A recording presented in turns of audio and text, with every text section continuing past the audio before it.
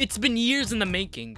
The entirety of the Marvel Cinematic Universe has been leading up to the Avengers facing their biggest challenge yet, Thanos. About a month or so ago, an exclusive trailer preview was held at D23 and San Diego Comic-Con. The people at D23 were troopers. They kept their mouths shut like they were supposed to.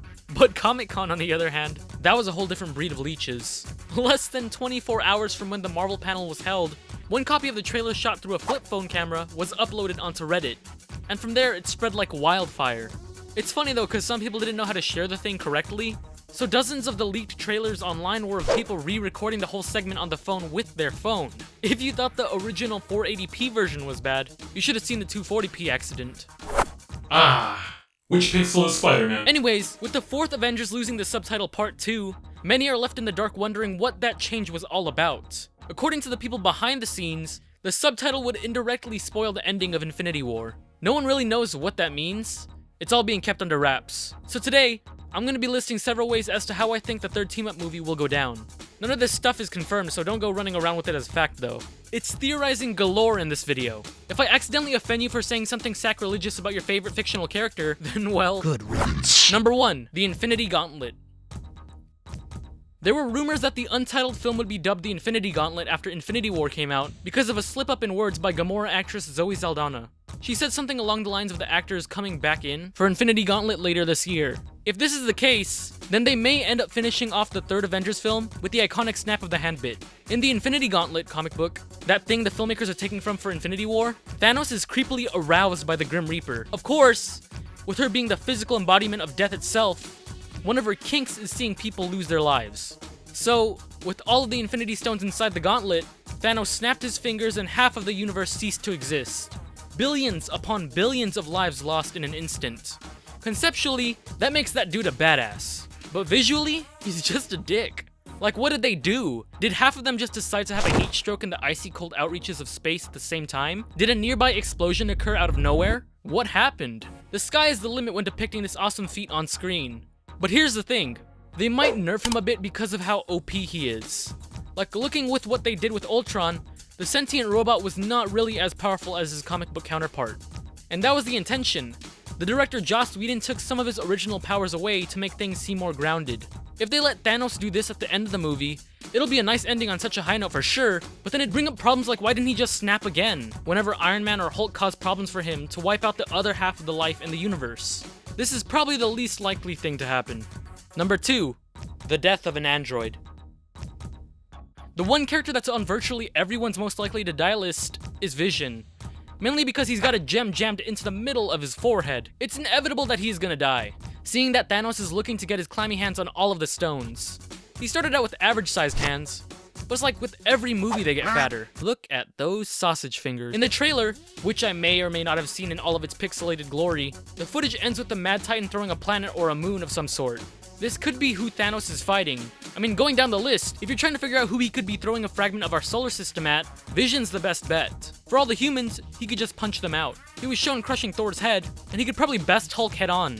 So the Avenger that could probably take quite a beating before getting NyQuil'd is Vision. The whole relationship Marvel's been building between him and Scarlet Witch could cause her to just lash out on Thanos. She then achieves some sort of Super Saiyan level shit, and then you see the floor cracking beneath her. The sea begins to split like the Bible said, red lightning shoots from the sky cause God knows why. The second half of the MCU has been really establishing Wanda's character from her brother's death, to Lagos, to Vision, and now they could tie up all loose ends with Thanos.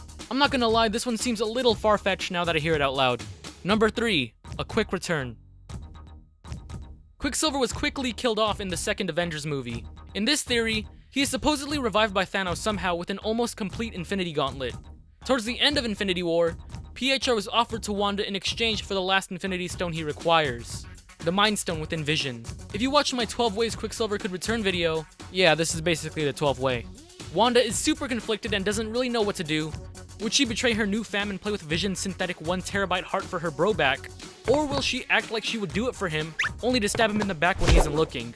Either way she'd choose, it'd be a pretty damn good story.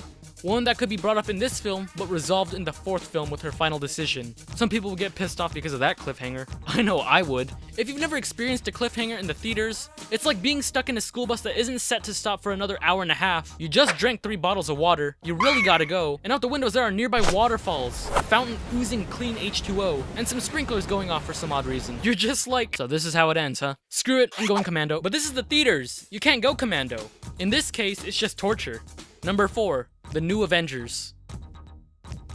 The filmmakers behind Infinity War essentially confirmed that this is the end of the road for some of the Avengers as we know it.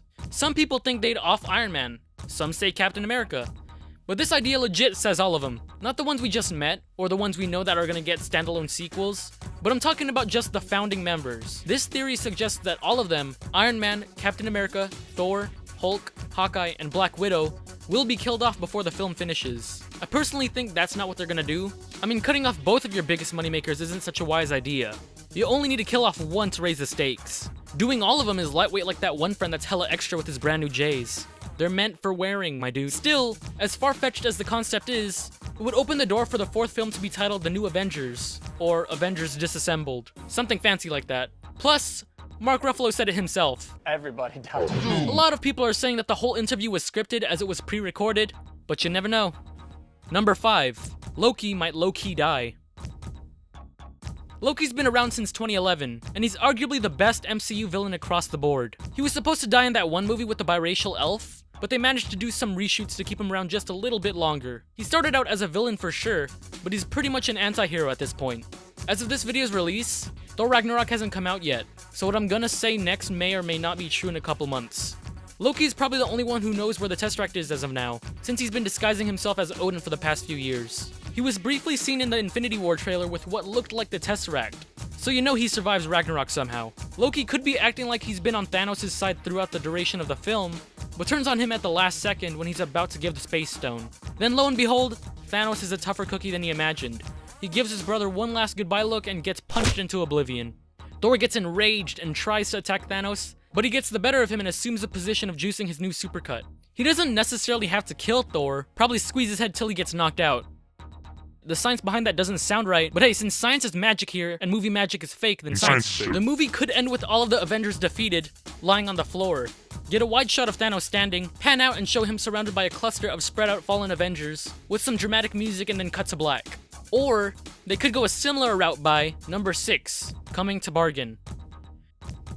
The Time Stone is currently being held by Doctor Strange. It allows users to reverse time, or fast forward one of those pesky, unskippable 30-second YouTube ads that always seems to get in your way. Infinity War could indeed see the defeat of everyone, but a still conscious Strange could reverse time at the last second. As far as how far he'd be willing to go back, I have no idea. He could go as far as back as the first Avengers to warn the others ahead of time, or maybe just even a few hours before Thanos arrives on Earth. Have them think that they got everything in the bag since they know what's gonna happen in the future, but ultimately the idea of all roads leading to the same path comes to play. No matter what they do, Thanos always beats them. It might make the movie longer, but it'd definitely make for a stronger bad guy. Number 7, Avengers Assemble.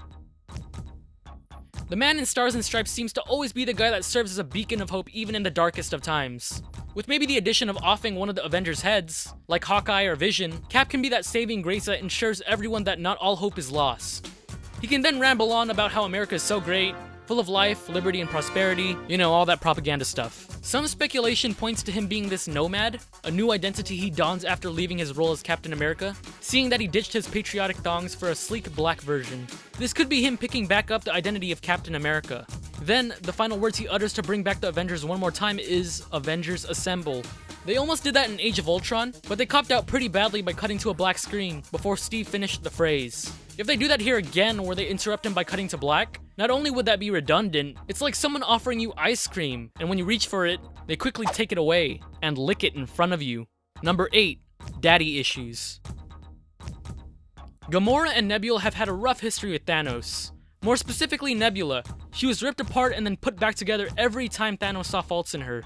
And as I said earlier, the 4th Avengers isn't being called Infinity War Part 2 anymore. Partly because it would spoil its predecessor's ending, but also because the two are very different movies. So, maybe Thanos doesn't make it to the next one.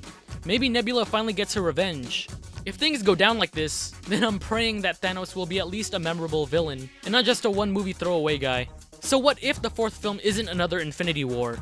What if it's number 9, A Secret Invasion? This past Comic-Con, it was officially announced that the Captain Marvel movie will be set in the 90s, taking some inspiration from the Kree Skrull War, with the Skrulls as the main villains. We have seen Krees before in the Guardians of the Galaxy films, but we've never seen any Skrulls in the MCU as of yet. We were supposed to see them in the original Avengers. They were to serve as Loki's goons, but they were ultimately swapped for the Chitauri, most likely because Fox wasn't being nice with their toys and they didn't like playing in the same sandbox. But years later, Marvel worked some stuff out and now we're getting them. Skrulls have green reptile-like textures to them, and they can shapeshift into anything and anyone as well as impersonate sounds and voices. My point is that, if Thanos is a one-movie bad guy, then at the end of Avengers 3, one of the members could reveal themselves as a Skrull either to just the audience, or even to the team itself. Ever wonder why Tony has been acting a little strange and unlike himself these past few films? Me neither. I just needed something to point out for evidence. This could be the thing Kevin Feige is referring to when he says that the Homecoming sequel, set to release right after Avengers 4, will have the perfect protagonist to hold your hand through the entrance of Phase 4. As a teenager, let's be honest, you're insecure as hell, man. And if you weren't, there's no need to show off, you prick. But many teens don't really open up a lot, or don't know who to trust. Adding the reveal of Skrulls in the MCU would only deepen the impact of that theme. Number 10, The Lost Avenger. This one is kind of piggybacking off of the 9th concept, but I'm running out of ideas and I'm trying to make it to 12, so... When asked whether or not Brie Larson's Captain Marvel will make an appearance in Infinity War, one of the co-directors flat out stated that she won't be in Avengers 3. There's no way of going about twisting that. The real Captain Marvel won't be in it. But what about a fake one? Think about it. Captain Marvel is set in the 1990s. It predates even the first MCU film, Iron Man, which came out in 2008. We've never seen Brie Larson for the 10 years the Avengers have been around for. Where has she been? Well, get this. Marvel actually hired a real quantum physicist to explain the quantum realm we saw in Ant-Man. If you think I'm gonna even summarize his explanation, well, you're sadly mistaken, hun. It's 4 AM on a school night. I've got an essay to do, and I'm over here talking about fictional superheroes. He goes on to say that it plays quite a significant role in the Captain Marvel movie. What I'm getting at is that could this mean she was in here this whole time? Could a Skrull have possibly uppercutted her across dimensions and stole her identity? And could maybe that Skrull impersonate Carol Danvers for Infinity War, save an Avenger or two, and help take down Thanos because of exclusive beef that only exists in the movies between the Mad Titan and the Skrull's race? In this theory, Thanos could still be the main villain of the 4th Avengers, but Skrull Captain Marvel is helping the good guys just to get Thanos out of the way first.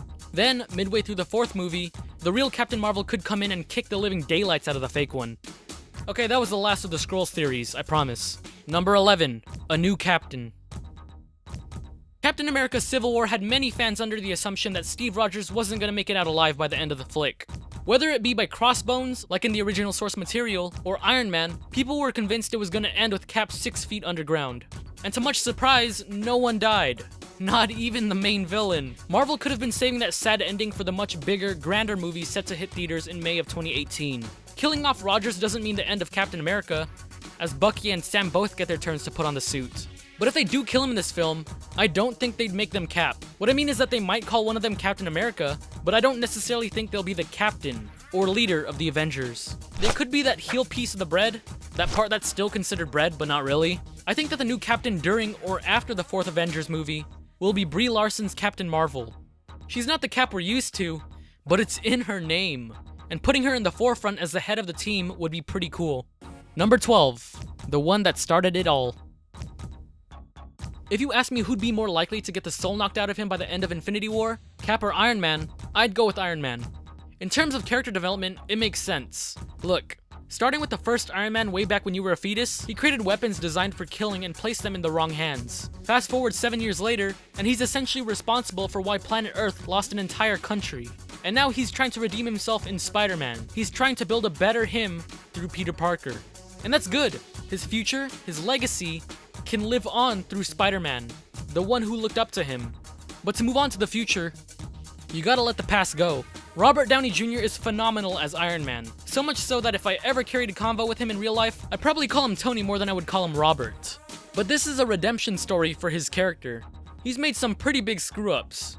Making him sacrifice himself for Cap Getting himself killed to save Steve Rogers at the final scene of Avengers 3 would not only make audiences as sad as when, spoiler alert, Hugh Jackman's Wolverine died in the conclusion of Logan, but it also internally end the feud between the two. What with the whole Civil War thing having just happened not too long ago, RDJ's Iron Man story would come full circle, so you wouldn't get quite as a satisfying response as sacrificing Iron Man if you killed the patience guru. You know what would be worse though? If Tony blew himself up kamikaze style to kill Thanos and Hela or Death or whatever revives the Titan. Anyways guys, those were 12 ways Avengers Infinity War could end. How do you think it will play out? Do you think Thanos will be in both Avengers 3 and 4? Or do you think Avengers 4 will be about the Skrull War? Sound off in the comments section below and let me know what you think.